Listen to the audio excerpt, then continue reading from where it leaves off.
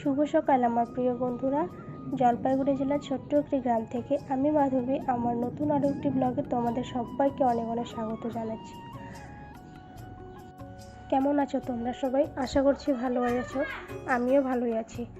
ঘুম থেকে উঠে সেই চোখটা খুলে সেই যে শুরু হয় আমাদের কাজকর্ম, সেই একঘেয়েমি দিন, সেই একঘেয়েমি ব্যস্ততার জীবন। জানি না দিনটাকে কীভাবে নিত্য নতুন করবো।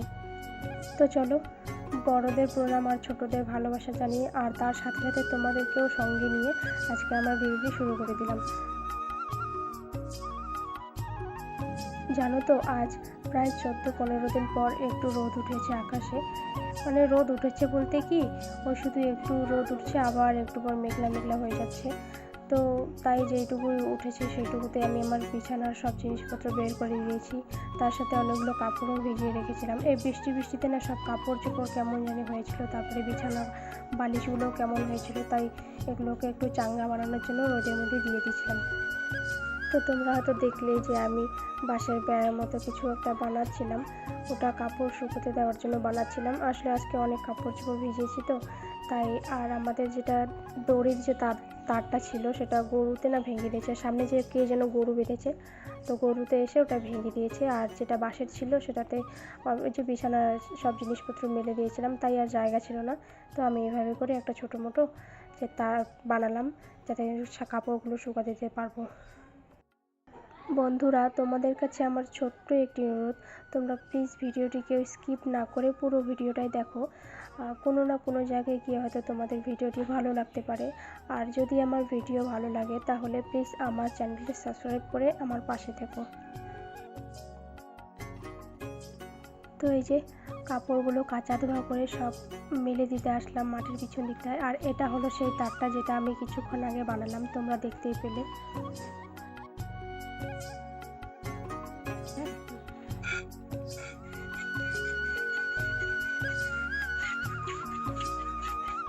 এবার আমি সব কিছু কাজকর্ম করে এই যে গায়ে ধোয়াতে চলে আসলাম।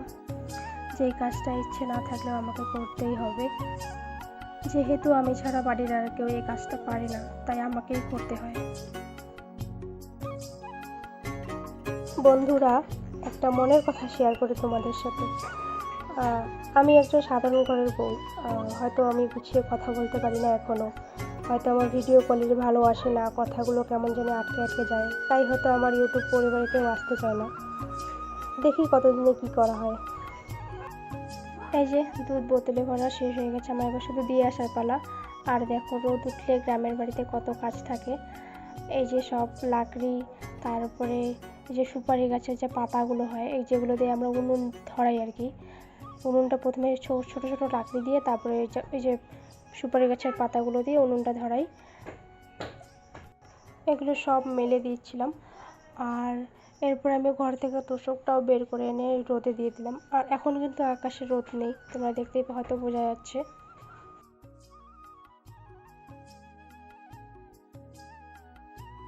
এরপরে আমার বাদ বাকি যা কিছু কাজকর্ম ছিল সব কমপ্লিট করে ঘরটাকে মুছে নিচ্ছি। স্নান থেকে এসে যে মোছা ঘরে পা রাখার একটা শান্তি, তোমাদেরকে সেটা বলে বোঝাতে পারবো না। তাই স্নানের আগে ঘরটাকে মুছে নিলাম।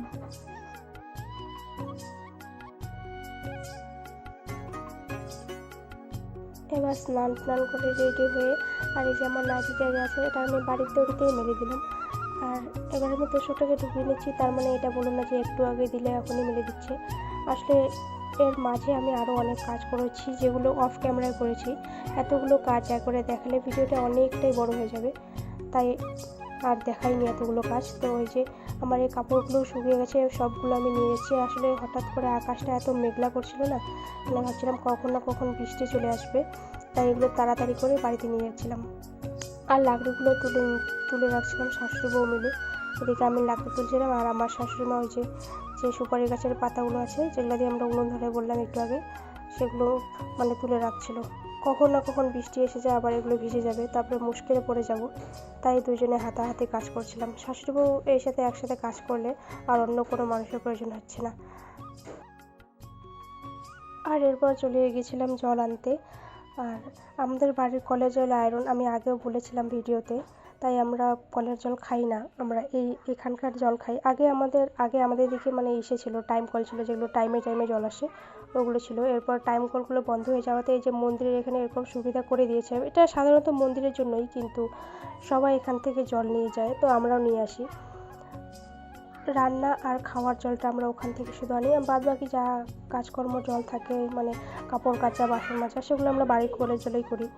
তো এই যে আমার বর্তমান ঘরের অবস্থা, যেহেতু সব মেলে দিয়েছিলাম, তো এগুলো গোছানোর টাইম পাইনি। এবার আমি মানে এগুলোকে গুছিয়ে নেবো, বিছানার সব গুছিয়ে নেবো, কাপড় চোপড় গুছিয়ে নেবো। বিকেল হয়েছে, এখনো সন্ধ্যাও হয়নি, কিন্তু আমার ক্যামেরা ভালো না, তারপরে ঘরের লাইটের অবস্থা ভালো না, তাই অন্ধকার অন্ধকার দেখা যাচ্ছে। আর হ্যাঁ, তোমাদেরকে একটা কথা বলতেই ভুলে গেছিলাম, এর মাঝে কিন্তু আমি মিটিংয়ে গেছিলাম। ওই যে মহিলা সমিতিতে যে প্রত্যেক মাসে মিটিংগুলো হয়, ওই মিটিংয়ে গেছিলাম। সেগুলো আর ভিডিও করে দেখানো হয়নি, কারণ অত লোকের সামনে লজ্জা লাগে। আর প্রথম তোমরা যারা ভিডিও করো, তোমরা তো জানোই যে কেমন লজ্জা লাগে। তো আজকের ভিডিও হয়তো অনেকটাই বড় হয়ে গেল, এরপরে আর বেশি বড় করিনি। তো আজকের ভিডিওটি এই পর্যন্তই। কেমন লাগলো অবশ্যই কমেন্ট করে জানিও। ফিরে আসবো আবার একটি নতুন ব্লগের সাথে। ততক্ষণে সবাই সুস্থ থেকো, ভালো থেকো, আর আমার চ্যানেলটি সাবস্ক্রাইব করে আমার পাশে থেকো।